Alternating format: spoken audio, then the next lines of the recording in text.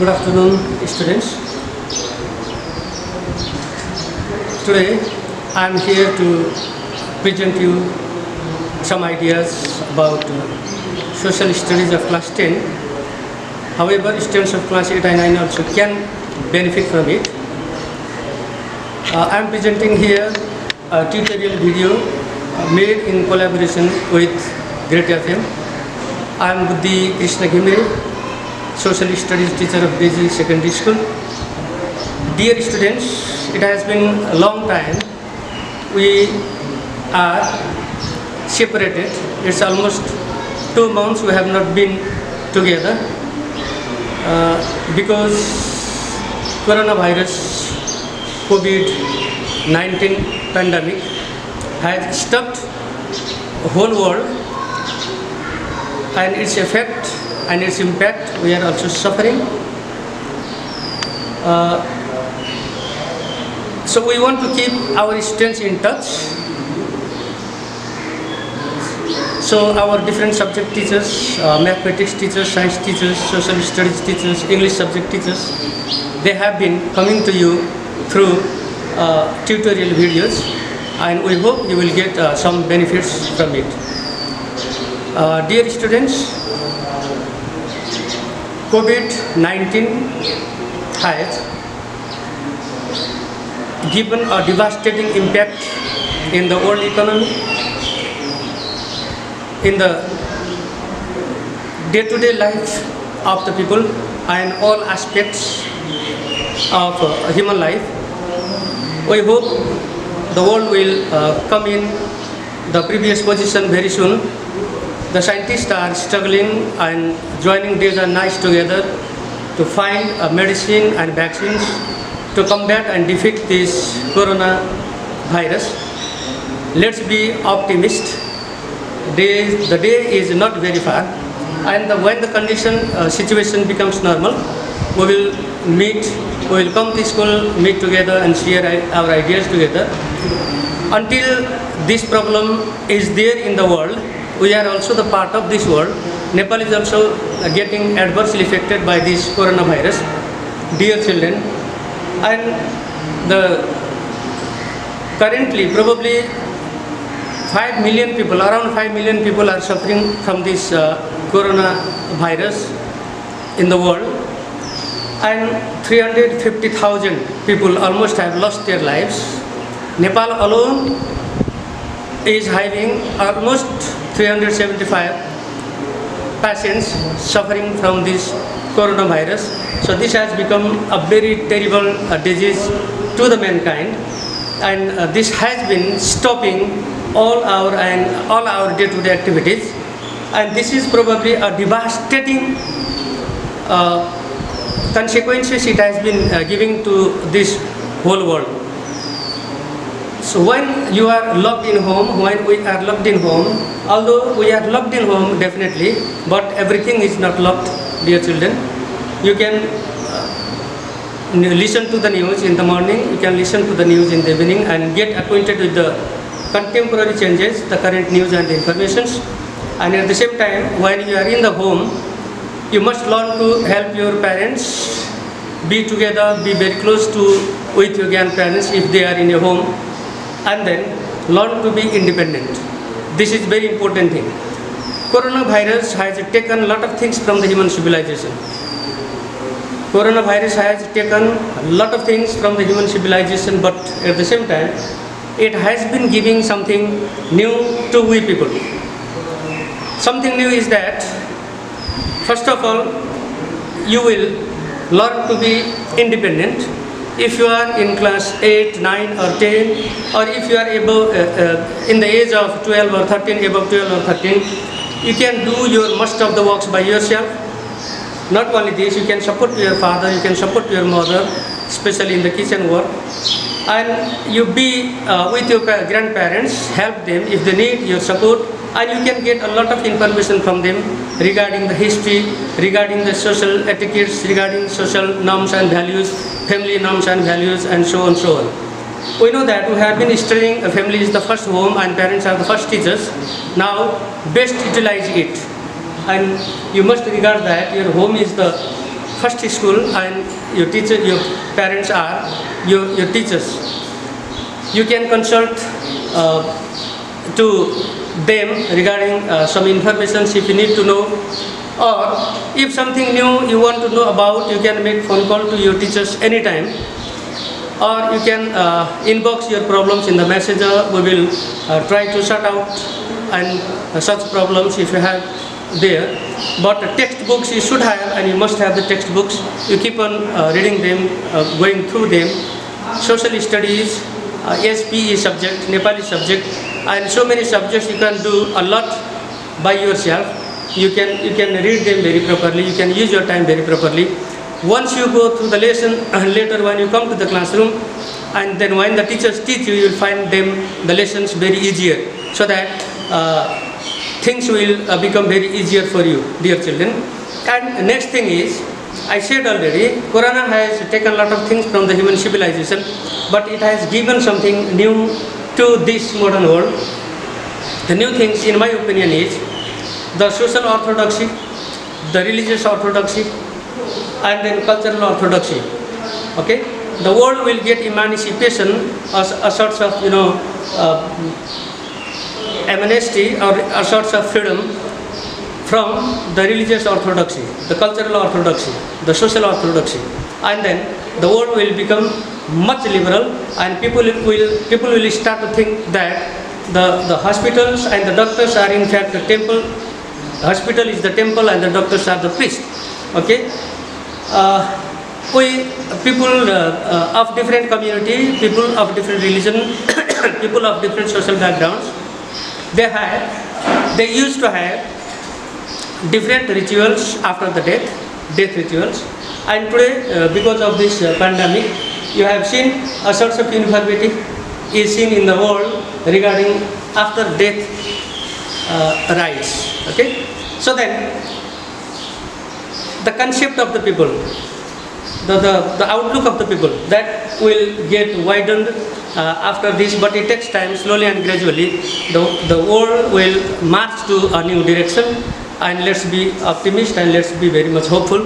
When the problems will resolve and when the things will settle down, we will meet in the classroom and we will share our ideas. Until you are in home, until we are in home, until we are loved, so let's utilize this distance class. And I would like to express my gratitude to Great FM once again, and Rameshwarji is here, who is supporting us here. In fact, so Rameshwarji, you have been the part of this society, and you definitely the lover of education, and you have been playing very important role for the social transformation through communication. So I would like to thank you very much. So let me begin today's class, dear children. As I already said you, I am a social studies teacher. Today I am introducing you the first unit, first lesson of class 10, social studies class 10. However, the students of class 8, 9 also can benefit from it, and the students who are waiting for C examination, for them this can be a very good revision class. So give your time for a few minutes and get concentrated on this lesson and the topic. The first unit is we and our society. The lesson is human resource development. Before I start this lesson, this unit, let me explain to new class 10, let's say, because we have two class 10. One is waiting for C examination, the next one is recently upgraded to class 10. There are 9 units in class 10 social studies, and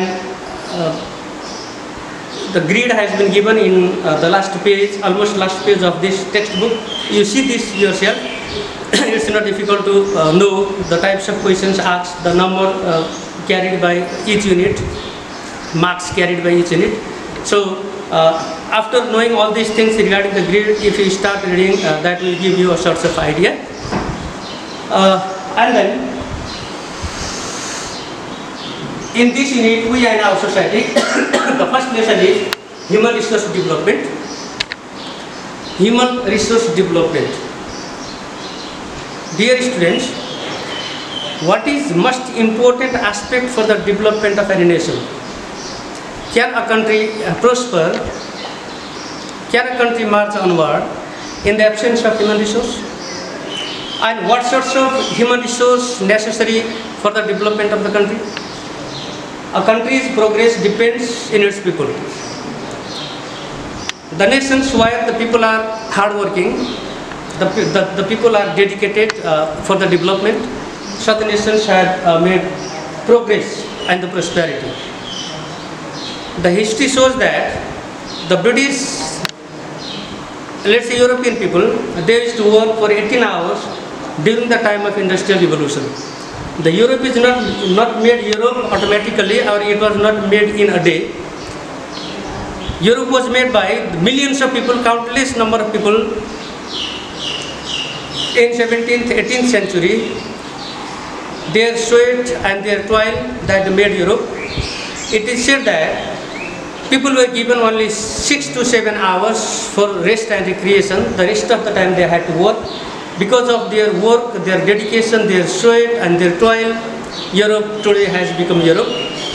So same thing is applied everywhere. If the people are hardworking, if the people are dedicated, if the people are loyal, if the people are disciplined, then progress and prosperity of the nation is possible. In case of Nepal also, development of this country is not possible without human resources. And when we talk about human resources, there are different sorts of human resources required for the nation. We need skilled people, no doubt, but we need a general labor also, highly skilled technicians, and then normal and general laborers. All are equally important for making a nation prosperous. The labor of the people can change the fate of the country. The labor of the people, the dedication of the people, the hard work of the people can change the fate of the country, and our prosperity, our progress, our bright future depends in the labor of the people and then hard work of the people. Okay. Human resource on the basis of skill, we can categorize human resource into three. Or we can say human resource can be categorized into three categories on the basis of their skill. The first one is skilled one, skilled, semi-skilled, and unskilled. Skilled manpower, semi-skilled manpower, and unskilled manpower. The manpower produced from universities, technical universities, or other universities, who are provided with the technical knowledge and efficiency recognized by the state. The manpower that is produced from the universities, the manpower that is produced from the recognized institutions by the state, and then they are provided with the efficiency and the qualities, a source of confidence. They are called skilled manpower. It takes a long time to prepare skilled manpower. For example, if we talk about physicians, doctors, they have to give not less than 10-12 years to become a specialized physician, and then they have to pay more also, expensive also. Manpower produced such way is skilled manpower, and skilled manpower is the backbone of the development of the country. The planners, the thinkers, even the philosophers, and highly educated politicians. A politician must be planner as well. Such people are necessary for the development of the country. Without planning, development cannot reach to the destination. And the plans are formulated only by the skilled people. And then I said you remember, skilled people or skilled manpower is prepared from technical institutions. More time is needed for their preparation. It takes a long time. and big investment, heavy investment is required. Then next types of manpower is semi-skilled manpower. Semi-skilled manpower is such manpower which can be produced or prepared by short-term vocational by giving short-term vocational education. Short-term vocational education like 6 months training or 3 months training or 1 year's training on a particular subject like plumbing or electrician or similarly mechanic or similar other subjects. In the poorer countries like Nepal, let's say developing countries like Nepal, semi-skilled manpower is the must because the people here are economically poor. They cannot visit MBBS doctors or specialist physicians for their health problems. And the semi-skilled people, they have been providing service to the people. And then, we have been getting, in a larger area in Nepal, we have been getting support and help from the semi-skilled people. They are very important manpower for the time being. Until nation stands on its own, until the people become economically sound, they can get help from semi-skilled manpower, and this is very, very essential for any nation. Semi-skilled manpower is prepared in a short span of time, and semi-skilled manpower does not need very heavy investment. In the small investment, in the short period of time, such manpower is produced, and they can replace the work of the skilled manpower until we are able to produce the skilled manpower in the nation. And then unskilled manpower, we say such manpower which is not prepared from any universities or from any schools or technical institutions. Such manpower is called unskilled manpower. Semi-skilled manpower, at least they have to get training of short period. We have CTEBT, have you ever heard CTEBT? Council for Technical Education and Vocational Training, probably yes. CTEBT stands for Council for Technical Education and Vocational Training, CTEBT, yes. So such institutions, they are state-owned institution. This is state-owned institution, and it has been running its programs in all provinces of Nepal. From such institution, people who are literate, the people who have passed class 8 or those who have passed C-level examination, they can get admission there. There are different conditions, and then after getting short-term training, they can start working, they can start earning. So this is very important thing. Once again, I talked about semi-skilled manpower. Now let me come to unskilled manpower. Unskilled manpower is also very necessary for running any developmental activities. Let's say without this unskilled manpower, development activities can never be completed. Yes, engineers, planners, they are planners. They give plannings, proper plannings, but the real worker to complete the work, the real people to complete the work are unskilled people. Unskilled people means they are not completely unskilled. Dear children, we need skill in all aspects of our life. How I speak, how you speak, it also requires skill. How you walk, it also requires skill. How you cry, it also requires skill. A baby right after the birth cries first. If the baby does not cry, the mother becomes very sad. Okay. So, has anybody taught the baby to cry? This is instinct. This is not skill. This is inborn quality we have got. I am speaking. I can walk very properly. I can smile. I can laugh. Okay, the skills are needed here also, but these such skills we don't need to go to any universities or any college. Such skills we normally we can get looking to others, by copying others, or from the birth. Gradually we grow up. Gradually we learn new things. They, in fact, they are instinct, they are not skilled. So then, unskilled people, they are not completely unskilled. They are also skillful.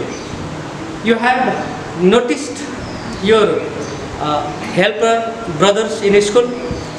They ring school bell. They ring school bell in an order. How they ring school bell? Do they ring school bell haphazardly, randomly? They ring school bell in an order so that you can count the bell. Skill is applied there, but such skill, to get such a skill, you don't need to join any university, you don't need to join any technical institutions. Very normally, by looking to others, by copying to others, we can acquire such skills. Such people are called unskilled people, and in the absence of unskilled people, development works can never be completed. Generally, we say labor. They are unskilled people. The driver's helper in motor car or in a bus, in a truck, the helper is unskilled. The driver is semi-skilled. Semi-skilled manpower. Driver has got very good skill, but semi-skilled manpower, I said, in the sense that in the low investment, in the short period of time, manpower is prepared. Such manpower is called semi-skilled manpower. Okay, so three different types of manpower. I explained you: skilled manpower, semi-skilled manpower, unskilled manpower. Skilled manpower, they are perfect one. They are doctors, they are engineers, they are pilots, and they are teachers. Okay, they are skilled manpower. They are the pathfinders. They are the leaders of the society, of the nation, the planners and the thinkers. Semi-skilled manpower, since all Nepali people cannot get help and support from the skilled manpower. I have already explained regarding this. So, semi-skilled manpower is also very important part for providing, for getting. We have been getting service from them. They have been providing service to we people. And unskilled people are, once again, they are base level people, but they are very important. A country having a big number of unskilled manpower is also a rich country in the resources, human resources, because bigger projects, the larger projects or mega projects, they can never be completed without unskilled manpower. Take example of the construction of the building. A whole sketch of a building is prepared by one engineer, supported by some assistants of the engineers, but ultimately the work of the construction of the building is accomplished by thousands of unskilled manpower, so that they are very, very important part of the nation development of the country. This is what I said: skilled manpower, semi-skilled manpower, and skilled manpower. Okay, my dear students, today in this short tutorial video, I explained you skilled manpower, semi-skilled manpower, and skilled manpower. This much today. I will join you very soon in my next class. Until then, goodbye.